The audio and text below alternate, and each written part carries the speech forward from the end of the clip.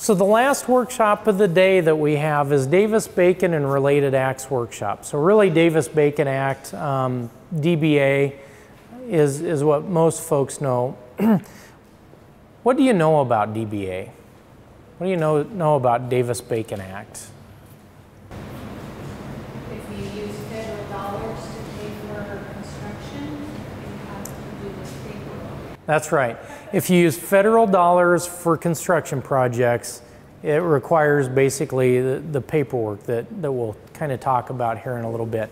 So the DavisBacon Act, I talk about in this presentation a little bit about the history because I think it's important. Usually when I'm talking to contractors that are looking at working on federal contracts, they don't always necessarily have the warm fuzzies about the DavisBacon Act. They've heard that there's paperwork. They get a little bit concerned about wages. They think that it's really a detriment to their business. And so I like to kind of explain to them, DavisBacon Act was really created as a protection for local businesses. So back in 1931, it was a federal law that was established to establish prevailing wages. Those prevailing wages are determined by Department of Labor, and they're included in Service Contract Act or DavisBacon Act types of contracts. There are states that have passed similar legislation or regulations, but really it's to kind of protect local companies from having outside companies come in, paying lower wages and earning local government contracts or contracts in local areas. So what is required by DavisBacon Act? The DavisBacon Act requires contractors to maintain and submit certified payroll records on a weekly basis.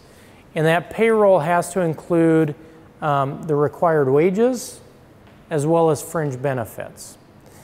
Again, that's kind of a concern for some companies because they may say, we don't offer benefits. You know, we pay this wage, we don't offer benefits. It is up to the contractor to determine how those requirements will be met. So they can actually meet the fringe requirements through additional wages or additional payments, hourly payments. So they have to get up to the hourly level.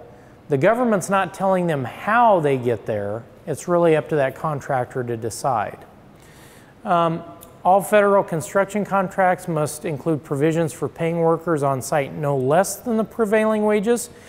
They don't care if you pay more, but I will tell you that most contractors that I talk to, you typically pay much less than the prevailing wages. So that's why they get a little bit concerned about DavisBacon Act. They'll oftentimes tell me, well, what about when my other employees find out how much I'm paying these guys? Well, I'd be upfront about it. If you're going to be doing quite a bit of federal contracting, hopefully you'll do enough that you can spread that around. Different folks will be able to work on different projects. The wages aren't required for non-federal projects. So they get a little bit worried about, well, if I'm paying them $20 and now all of a sudden I've got to pay them $38, they're going to get upset that they're not making $38. And I tell an employer, well, if I was making $20 and all of a sudden I have a chance, even if it's only for 60 hours more, to get $38 an hour, I'm not going to be upset about that. But you really need to have a strategy. You need to know how you need to talk to your employees about that, how you're going to take care of those fringe benefits. So really, DavisBacon Act to me is more about having a strategy about moving forward on federally funded construction projects. You have to pay on a weekly basis. Again, that for some employers becomes a little bit of concern. They may pay every 2 weeks, maybe they pay on a monthly basis. So now they have to change their payroll schedule to meet the requirements of the DavisBacon Act. And that's not always a bad thing. Sometimes companies are a little bit resistant to change, but they may actually find out that they prefer paying on a weekly basis after they start that process. So those are the requirements, though. They do have to report on a weekly basis. They do have to pay those prevailing wages, and they have to pay employees on a weekly basis. Not just report it, but pay them on a weekly basis. Yeah, Jennifer? So if they have software that's like every 2 weeks, and then change to a software that's every week, wouldn't they keep that software and use it all the time rather than switching softwares every time they get a federal contract? So if they switch their payroll to a weekly basis? You know, I would, again, that's really up to the company to decide. They can switch back. There's no requirement that once they complete that federal contract that they have to pay on a weekly basis. If they have employees working on other projects that aren't federally funded, they don't have to pay those folks on a weekly basis. So you would run just two separate softwares, you think? They may. That's really up to them to decide. Again, if it were me, I would probably just switch over to a weekly payroll. But different companies may look at it differently. Yeah. It's really up to that company to decide how they're going to meet the requirements. These are just what's required. If it's not federally funded, the government's not telling that company what they have to do. Yep. You know, of course, from a benefit standpoint, if they're offering benefits to one group of employees, they really need to offer those benefits to the other. So again, it's about strategy. Do we offer fringe benefits at this point? Do we just pay that amount in lieu of fringe is basically what it is. There is more rigorous compliance with the DavisBacon Act. 20 years ago, you know, probably did not get the enforcement that it does today. In 2011, Department of Labor added about 1,000 new investigators. So there was a renewed interest in the DavisBacon Act, and it was enforced more rigorously than it was previously. Penalties for not being in compliance. There can be withholding of contract payments to cover unpaid or underpaid wages. So if an employer is not paying their employees that prevailing wage, they're still liable. They have to pay it even if they didn't include it in their bid to the government. So they may have underbid, they're still responsible for those prevailing wages. Contracting officers include those prevailing wages. Every contract that I've seen that's been covered by DavisBacon Act, those prevailing wages, there's categories of employees and prevailing wages included in each one of those solicitations. So a company should be fully aware of what those wages would be. So if they didn't bid that contract correctly, it really kind of falls back on them. They can have termination of contract and liability of excess costs. That can be in excess of the cost of the contract. So they may pay back the contract and potentially more than they would have received if the government suffers a loss on that contract. Treble damages under the False Claims Act, those can be 3 times the dollar amount. So again, these aren't necessarily just, oh, I'm going to have to pay the government back what they paid me. This can be what the government paid me and then some. Again, it kind of depends on the level of non-compliance, probably. They could be debarred from federal contracts for at least 3 years. They can have liquidated damages under the Fair Labor Standards Act, and they can also face potential criminal charges for falsification of documentation. So, pretty serious topic. DavisBacon Act is probably one of the acts that you definitely want to make sure you follow compliance entirely. If you don't, it can really cost a company. Again, employers decide how to satisfy the wage obligation. And these are federal projects. We're talking about federally funded projects, those that are in excess of $2,000. So if it's under $2,000, Davis-Bacon Act really doesn't apply. $2,000 or above, it does apply.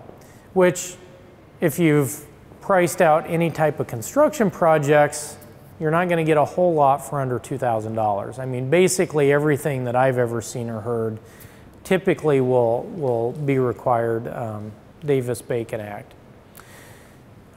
If it's in excess of $100,000, the contract, contractors and subcontractors also have to pay their employees time and a half for anything worked over 40 hours a week. It's a requirement. Also, another requirement placed on the employers is they do have to have the WH 1321, the Employee Rights under Davis-Bacon Act poster, located on the work site in a prominent place. So it can't be behind the seat of a pickup, it has to be posted and it has to be visible to all employees. Employers have to maintain payroll and basic records for the course of the contract plus 3 years. These are the list of things that they need to make sure that they maintain records of. We're going to go over, I did provide an additional handout, and it's a form that's been developed by the Department of Labor. We'll talk about that here in just a few minutes. It meets these requirements. So DOL is trying to make it easier for contractors to be able to meet the requirements of the Davis-Bacon Act. It's not one of those aha, I gotcha programs. They want companies to be in compliance. They don't want to have to go out and find these companies in non-compliance and assess fines and bring penalties against them. They want everybody to follow the rules, and they're trying to provide some tools to help them do that. So obviously the name, address, identification number. It says social security number on the slide, but it's actually identification number. So it could be the last 4 of a SOCH, although fewer companies are doing that anymore. So some type of an ID number for that employee. The work classification, again, that is set by Department of Labor. Hourly rate of pay, including both the rates of contributions and costs anticipated for fringe benefits, daily and weekly numbers of hours worked, deductions made, actual wages paid. Also, any information about fringe benefits plans. So if there's a flyer, if you offer insurance and there's a flyer, that's good documentation of that fringe benefits plan. So any fringe benefits that you're going to claim to be providing as an employer, make sure you keep some documentation about those fringe benefits plans.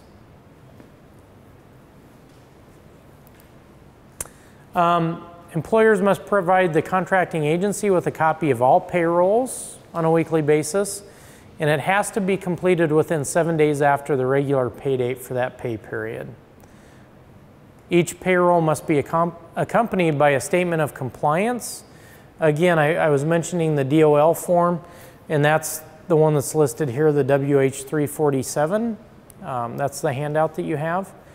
And then the contractor, subcontractor, or authorized officer who supervises payment of those wages has to sign the weekly statement.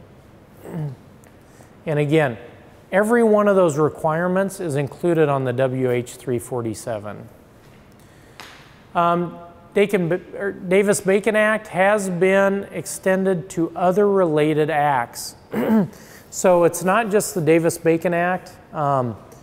So it's important for contractors to be aware, if they're working on federally funded projects, which regulations are covered under that particular contract.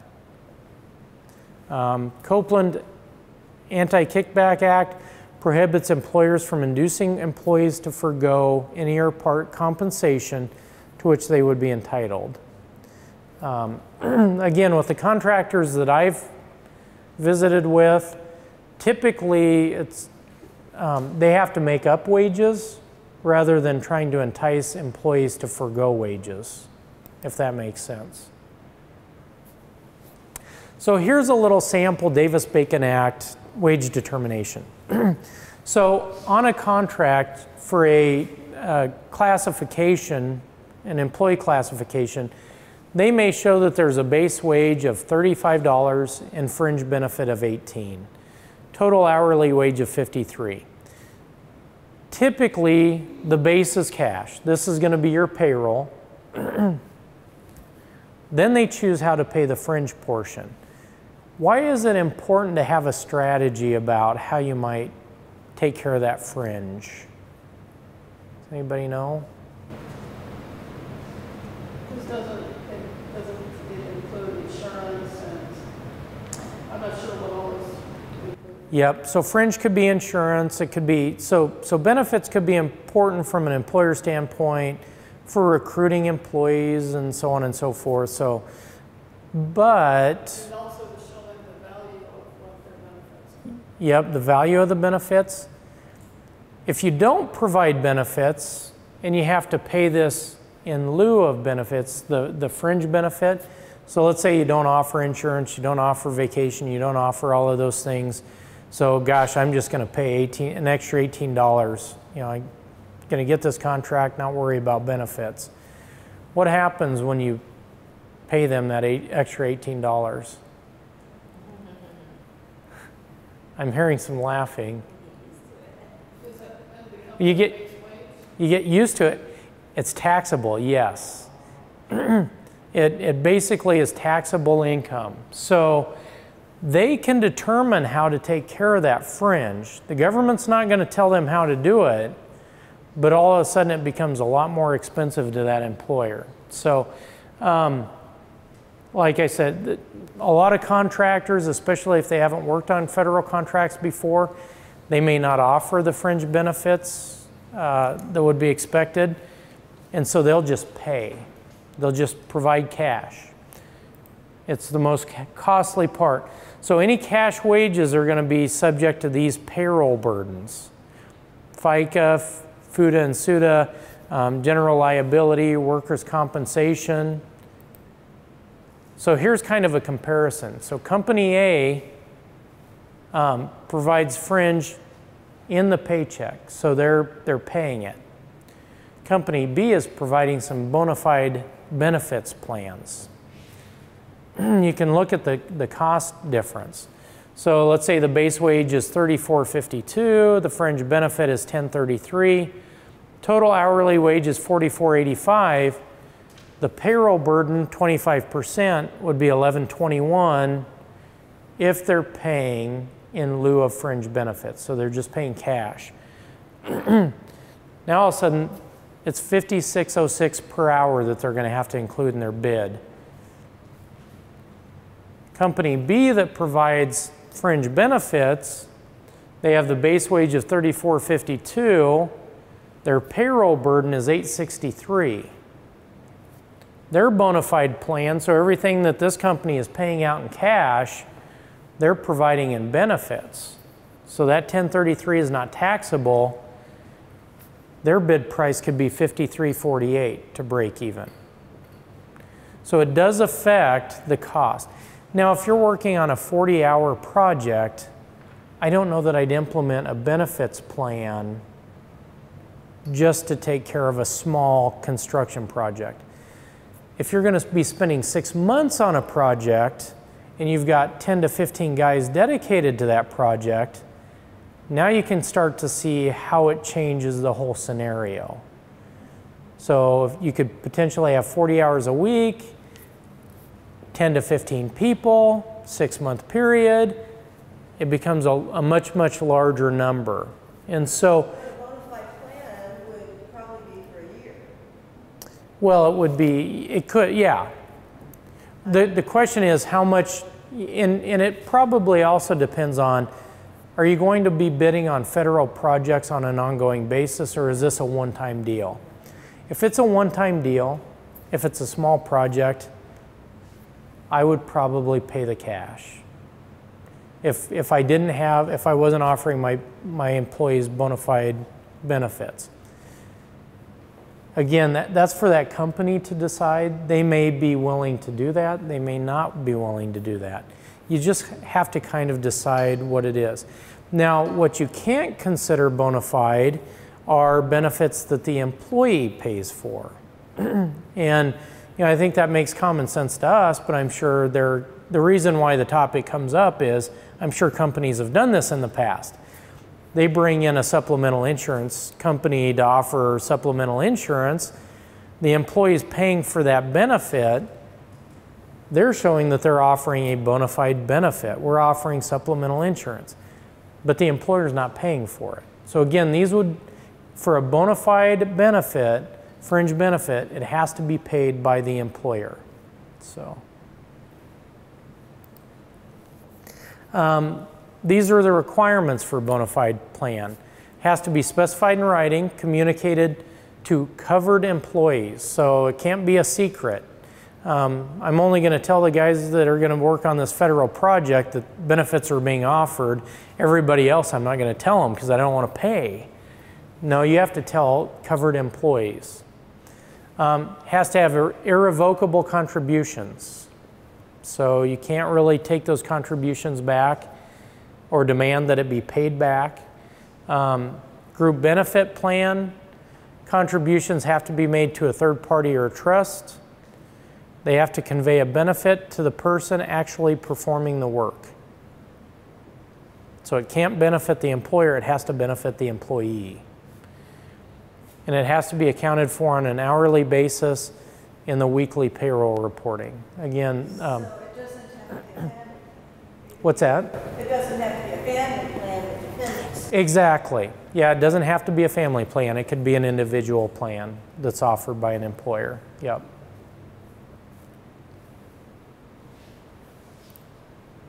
So this is payroll form WH347.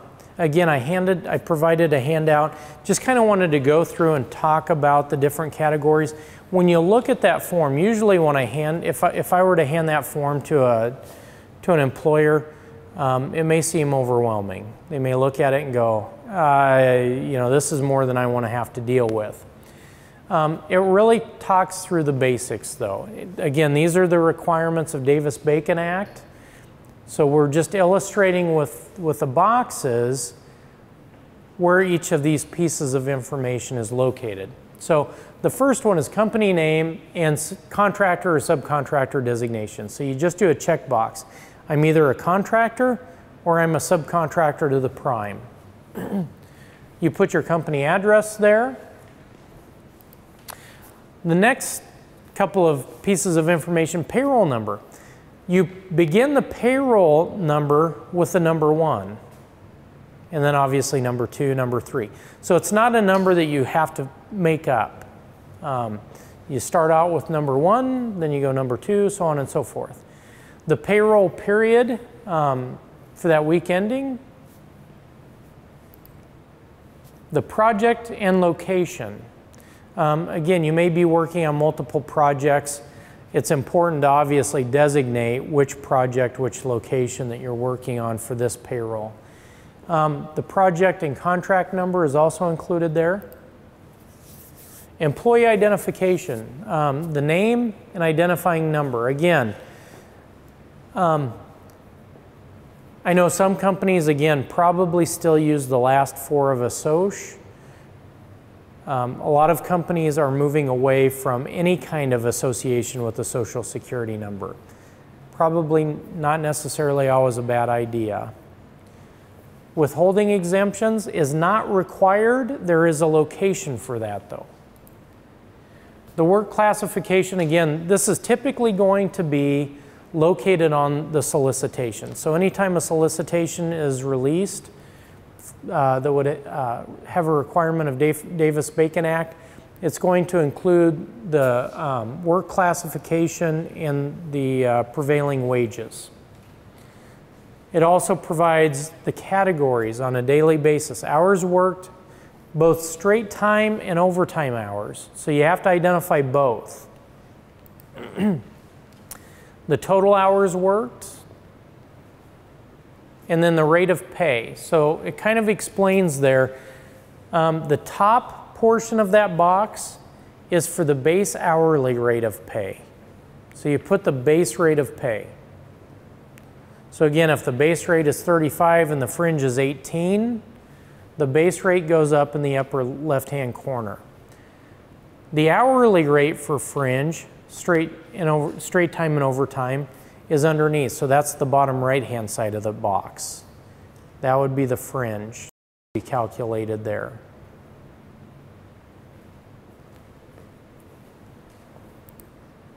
And then the gross earned on the federal project in that column goes in the upper left-hand box.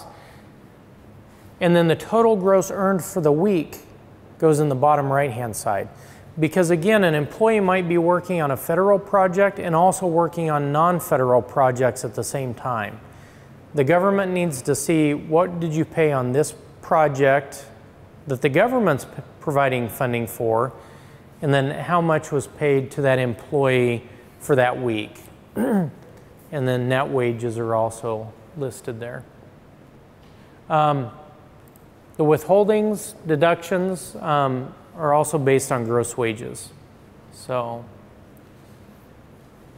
really that's, in essence, the front side of that form. The back side of the form deals with the statement of compliance, because remember, again, you have to submit the payroll information to the contracting officer.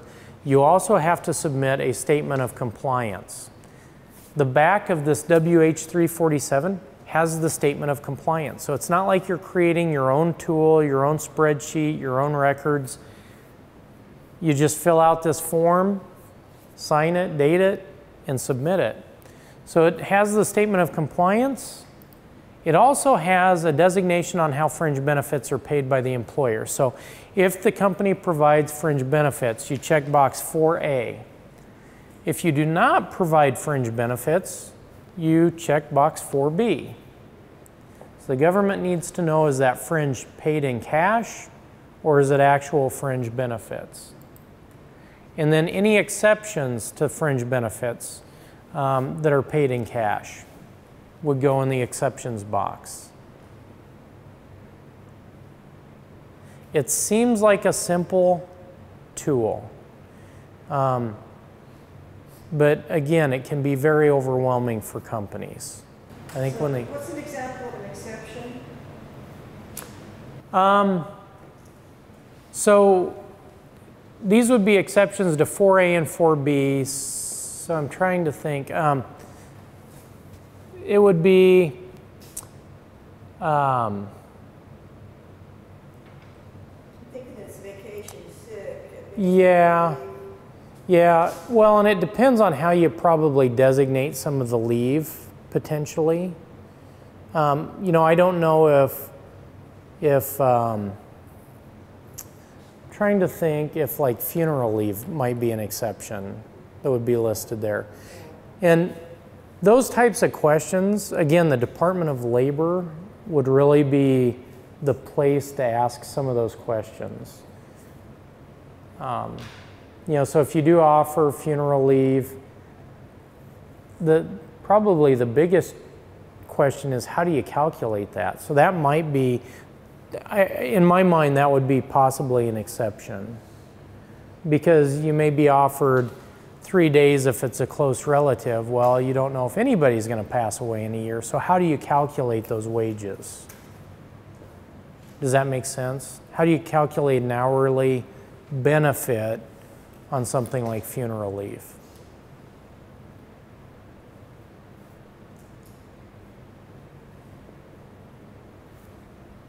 Or you might have 3 people that pass away that you use funeral leave for instance.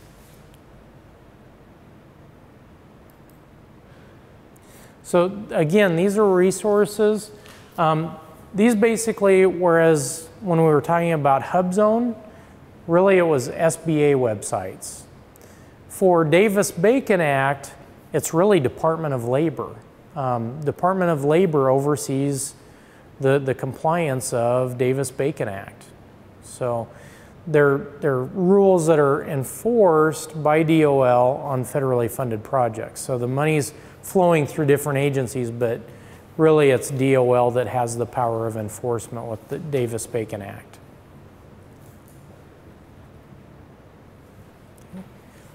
Any questions, thoughts about that? About DavisBacon Act? Do you have any extra of these? I believe I do. I think I have, yep, I've got a couple of extra ones, Trudy, so. Yep. Okay. To explain it to a vendor, it has to do that. It's, yeah, for contractors, it's very, very confusing, and I think if, We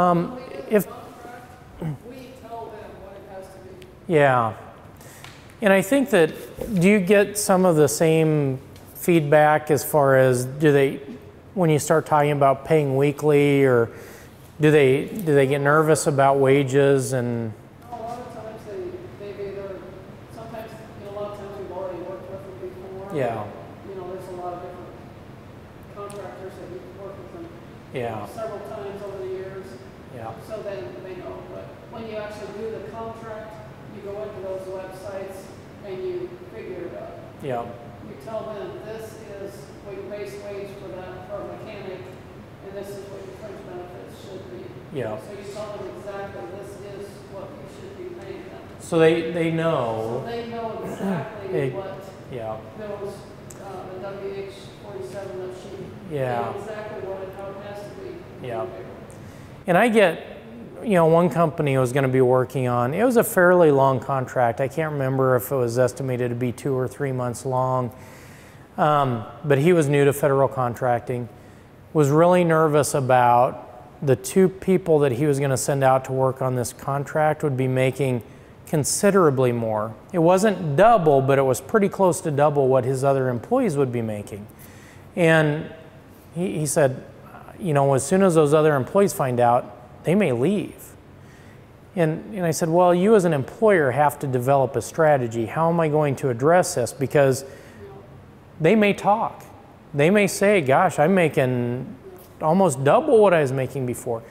What's your strategy as an employer on dealing with that? Do you bid on other federal contracts and then you just rotate those jobs around? Can you rotate employees out to that job site? So maybe these 2 employees work for the next 2 weeks on this, doing these functions, and then the next 2 weeks I'll send out 2 other guys to do something else. Contractors I work with, they'll use all of their employees. They use all of them. That's no problem. Yeah, yeah. Which is nice, and not every federal contract will allow that to happen, but But in smaller businesses of less than 15. exactly, yeah. Yeah, I think this business had about a dozen employees, and so he was really worried that if he only has 2 people out there making double, the other 10 employees are going to start getting frustrated and upset. So, yeah. It's all, like I said, part of the strategy, determining how am I going to handle fringe benefits, and then also, how will I handle federal contracting opportunities if the wages are higher. Yep, so, well, very good. Well, thank you again for coming out today. I appreciate Chadron State College for hosting.